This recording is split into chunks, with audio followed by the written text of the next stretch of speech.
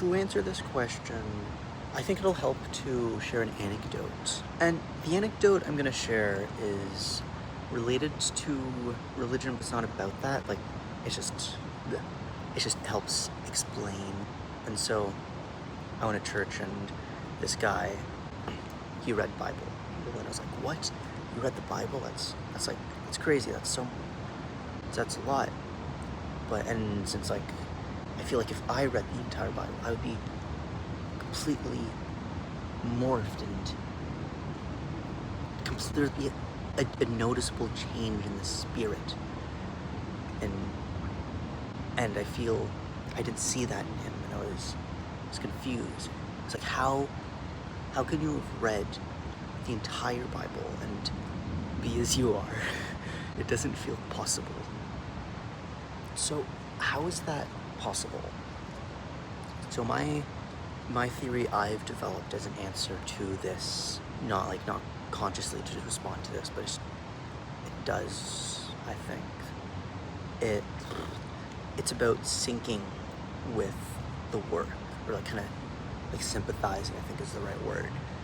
Because in the way that you would sympathize with another person, you're kind of matching your brainwave to feel what they're feeling, and that helps you like understand them, and you build a relationship, and it kind of makes you more like them. The same thing can apply to art, in that if you're more open and in sync, like sympathizing with the work, it changes you more, and you feel it more, and that changes you, and you become more like that art, like that writing. Or same with a painting. If you appreciate a painting, it changes you more than if you just look at it and just stare at it and you're like, I don't get it. And so when reading, I've noticed for me, more I do poetry, and so I would read out loud. And if you read it in the right way, with an understanding of how you're supposed to read out loud, it feels so nice. So your throat feels nice, and you feel the words more, and sure, doing this you can still fall out of sync and stop sympathizing, because you're just be out of it and think of something else. But if you are in sync, you feel it more, and I think it's easier to be in sync.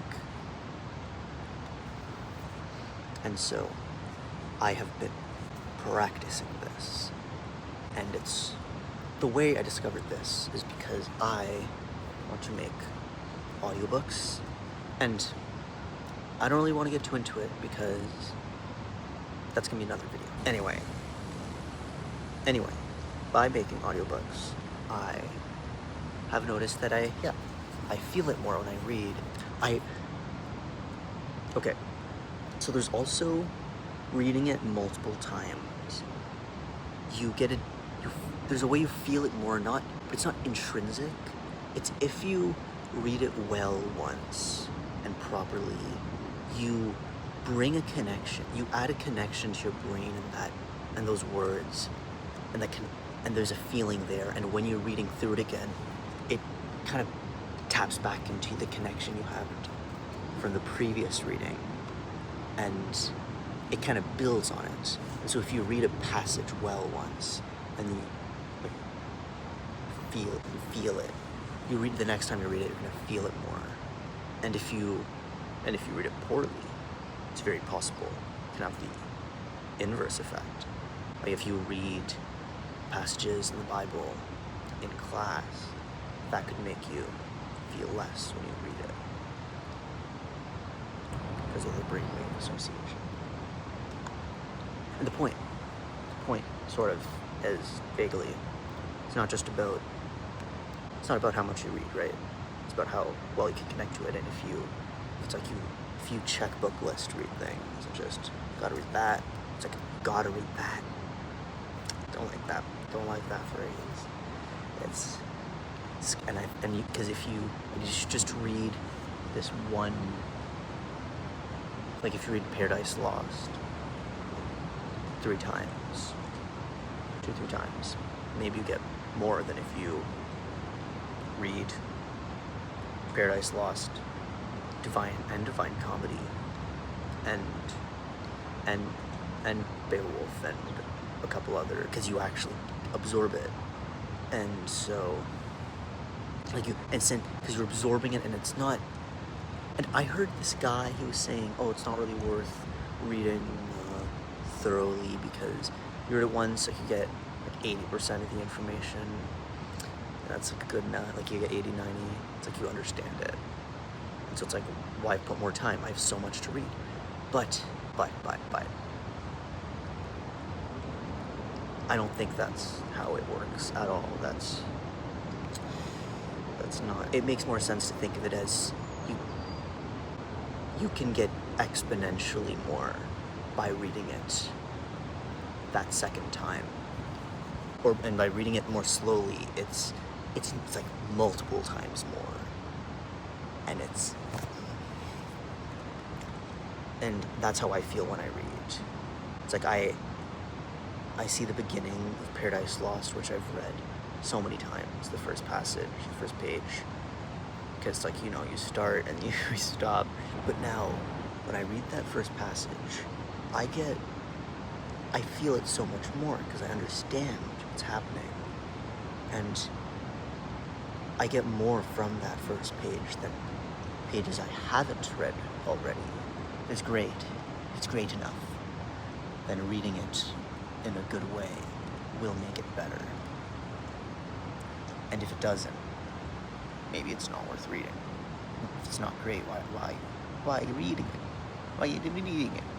And if you think it's just, oh, it's gonna be so much harder to read these, the great book, the greats. It's like, I mean, there is some ways that it would be harder, like it takes more effort to get into it and get used to it. But it's just, I don't know, it's worth it. And I think it's just part of why it's hard is because you're thinking, oh, this is like, it's one of the greats. I know, it's kind of cringe how people think about the reading the greats. I don't know, and it's kind of icky. Anyway, I don't think poetry has to be some elite form and blah, blah, blah.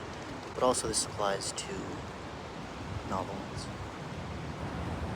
And so in that, there's a sense you don't have to feel the need to finish. It's like, it's not about, oh, I need to get, like, how many pages. It's like, am I reading too slow, or it's like, I gotta finish this book. It's like, no, just read it. You have to enjoy it as if you're watching TV. You know, you can't speed up TV. The thing is, since you are forced to stay in that time, this is how fast it is. I can't speed up.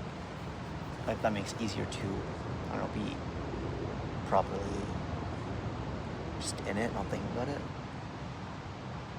Anyway, that is what I have to say.